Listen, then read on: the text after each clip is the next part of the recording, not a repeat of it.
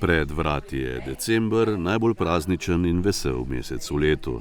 Tudi letos organizatorji pripravljajo številne dogodke, ki bodo potekali pod imenom Praznična Bistrica.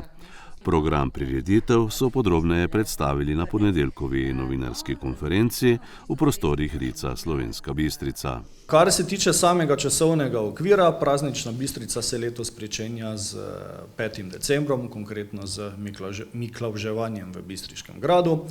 Se nadaljuje istega dne s prižigom lučk na Mestnem trgu, potem v obdobju od 5. do 15. decembra oziroma 5. do 19. decembra, tako moram reči, bo na trgu na voljo recimo temu ena taka mini gostinska ponudba, govorimo o podobni obliki, kot je to potekalo lani.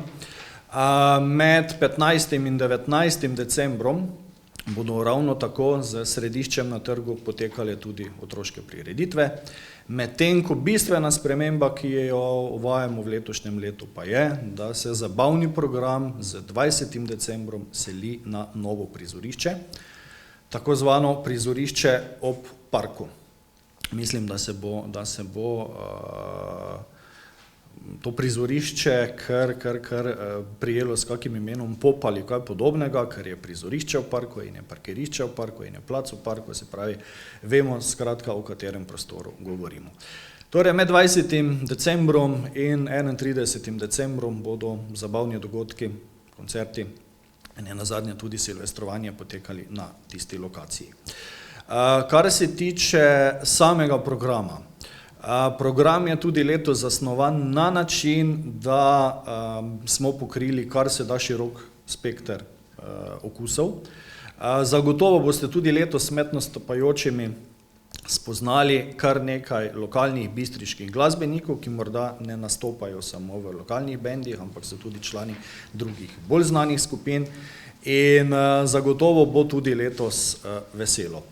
Kar se tiče mogoče vprašanja, katere glasbene skupine se bodo letos na odru zvrstile, od skupine Macuh preko Bistrica Oberkrajno, se pravi lokalnih narodno-zabavnih glasbenikov, Natalija Verboten, ansambel Unikat, Dejan Vunjak in Brendijeve barabe, Alpski kvintet z Otom Pestnerjem.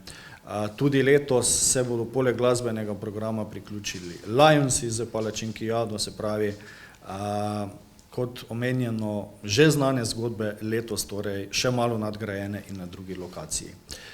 Tudi letos velja izpostaviti, da smo pri pripravi programa oziroma celotnega decembra tvorno sodelovali z Komunalo Slovenska Bistrica, s klubom študentov, z društvom Fridina Mišnica, letos še posebej pa izpostavljam sodelovanje tudi z knjižnico Josipa Vošnjaka in Zavodom za kulturo.